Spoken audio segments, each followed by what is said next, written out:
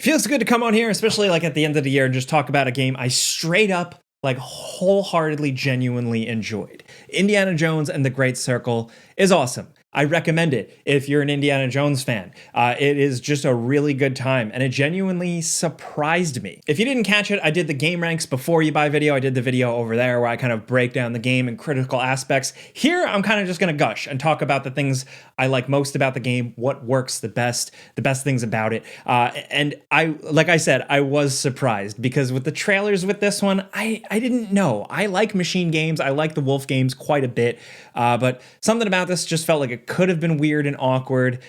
Troy Baker as Indiana Jones, I wasn't sure. Also, just making Indiana Jones first person, I wasn't totally sold on that, especially as someone who played and enjoyed like pretty much every Indiana Jones game from like back in the day. I was actually like more of an Indiana Jones game obsessed person almost than the movies, which I know sounds bizarre, but it was like a certain time and place you had to be there. So that being said, playing through this, I just really, really loved it. I really enjoyed it. I don't know if I was just thirsty for an authentic feeling Indiana Jones experience or just a well-made, like reasonable game with not a lot of filler or fluff, but densely packed, smaller, interesting worlds filled with detail and just good swashbuckling shit and set piece moments and stuff like that. I think that was all I really needed here. But I think right off the jump, like after you get into it a little bit, you realize right away that the people making the game, like they get it. Like, oh, okay, they really know what they're doing here.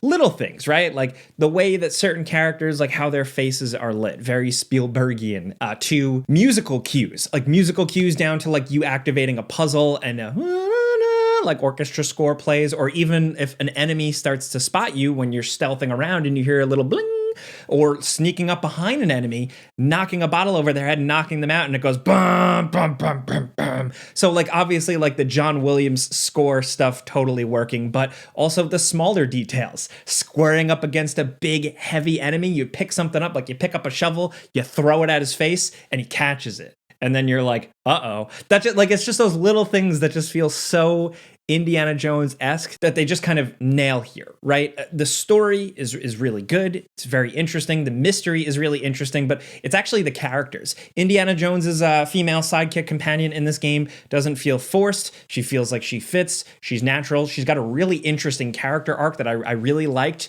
but it's also all the other people that he meets along the way that just feel familiar. They all feel like a solid, like they all feel like somebody Indy has known, and they all feel like they fit in this like collegiate archaeological world here, specifically the main villain. I won't spoil anything here, but I will say, and like I'm sorry, I'm repeating what I did say from the before you buy here, but I like that the game had fun with the fact that Indiana Jones has encyclopedic knowledge of these ancient civilizations, right? He could speak a bunch of languages. They use that a lot to really great effect, and especially like how he interacts with characters and specifically the villain, that just felt kind of fresh. But I just found myself really hooked into exploring the worlds. On the one hand, like because it all felt so authentically Indiana Jones, you know, the music, the look, the fact that you're walking around as Indiana Jones, like that all really helped with it. But for me, it was really the design of these areas. So you're in these like surprisingly big hub worlds that are all kind of structured around like you can do main missions in them, but also wander off and find NPCs or find little hidden sub dungeons and stuff like that. And it's all just really well done because of the progression and very simple upgrade system and currency system. You want to get that stuff, but also just because it all feels handcrafted and different, right? Like you're not just stumbling into the third side quest dungeon and you're like, okay, here it's another one of these. Everything feels completely unique, and all of it feels like it's written to tie in to the main story and just give a little bit more depth to the main story. What I believe was actually a side quest actually kind of mentioned or implied the Great Circle before the actual like Great Circle is kind of realized or mentioned in the plot. Like the game does a really good job of blurring the lines of what is a side quest and what isn't, from the writing, yes, but also the quality. Like it's all just good and interesting. And again, the through line is like it's all sprinkled with like them getting it. Indy mentioning certain things, referencing certain things, a character mentioned and a certain musical cue plays. It again just hits that they get it. They really understand what made those original films special, but like not with like over the top, like beating you over the head fan service. Like, remember this? You're still doing Indiana Jones stuff, yeah, but it doesn't feel too derivative. It's a new adventure, one that feels like it fits in Indy, yes, but also isn't afraid to like embrace the fact that like it's a video game too. Like it's got some of that stuff, and I think it works for me too because like at this point I have experienced so many Indy adventures. Like, yes, the movies, but also the video games and all the weird zany places they take him in those. But really, it's like you go back. I was watching some Let's Plays of like the old. Wow, the light in here. Jeez, did that just? The sun. Hang on. Okay, that's better. So what was I saying? So essentially, yeah, I went back and watched some Let's Plays of like, Infernal Machine, Emperor's Tomb, Staff of Kings, shit like that, and even like obviously Fate of Atlantis and stuff. But like looking back, man, it's like this is such a step up in terms of presentation, genuine feel, the performances, of course, like with Troy Baker actually doing a real good, genuine Indy here. It doesn't feel forced or weird or awkward. It just really does go, like I had kind of like oh man, video games have gotten better in some ways. At least, yeah, I know we have a lot of complaints about AAA games and stuff, but at least like technology and presentation really making things more convincing. And like, yes, you think at this point, like, like we've maxed out in terms of like graphical showcases and stuff like that. It's not about the graphics. It's about everything here. It's about people top of their craft. It's about performance capture. It's about the music I mentioned before. And specifically with Troy Baker, looking closely, you can almost tell like it is Troy Baker performance capture wise. I know that sounds weird, but it's like you've seen Troy Baker so many times. You've seen Troy Baker performance captured so many times. You can kind of still get glimpses of his facial tics there a little bit. I know that sounds crazy, but like, yes. But still, either way, like it is still also a good, convincing Harrison Ford. The first time so there's like this isn't spoiling anything, but like you can get a ability that when you get knocked out in a fist fight or where you would essentially die, get game over, you actually get a chance to look around on the ground, pick up your hat. That triggers a quick cutscene of him putting on his hat, and then you get back in the fight. And the cutscene of him picking up the hat, putting it on, and smiling is both the most uncanny, weird thing with how Harrison Ford like it is, but also just how fucking awesome it is. And you're like, oh my God, they're doing it. Like I'm totally fanboying here. Like I hope that is like totally upfront. Like I'm just really, really into how they did this. Is Troy Baker like a one-to-one Harrison Ford voice? No, I say that as somebody who is like a Harrison Ford fanboy, enjoyer, not even just from Indiana Jones, but Star Wars and everything else, like my entire life watching this guy, right? Watching this guy grow old on my TV screen. It is not the like perfect one-to-one Harrison Ford, but it's not forced. It leans on the strengths enough that where like when sometimes he sounds a little off, you don't really notice because everything else is working. The performance capture, the look of Harrison Ford's face here. That like for me, like I kind of just disappeared into it and I was able to believe and be totally convinced that that is Indiana Jones. I was open to it going in, yes, but like, and I said this at the end of the Before You Buy, I like this way more as a character living on than a CGI Mark Hamill Luke in The Mandalorian or a weird deep faked Indiana Jones face in Indiana Jones and the, what was it called? The Globe. What was it called?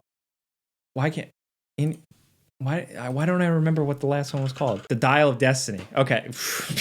Just shows how that movie just kind of came and went for me. But yeah, that's the thing. I think this game makes a significant impact as an Indy adventure in terms of what Indy goes through along the way, how he iconically squares off against some of these villains.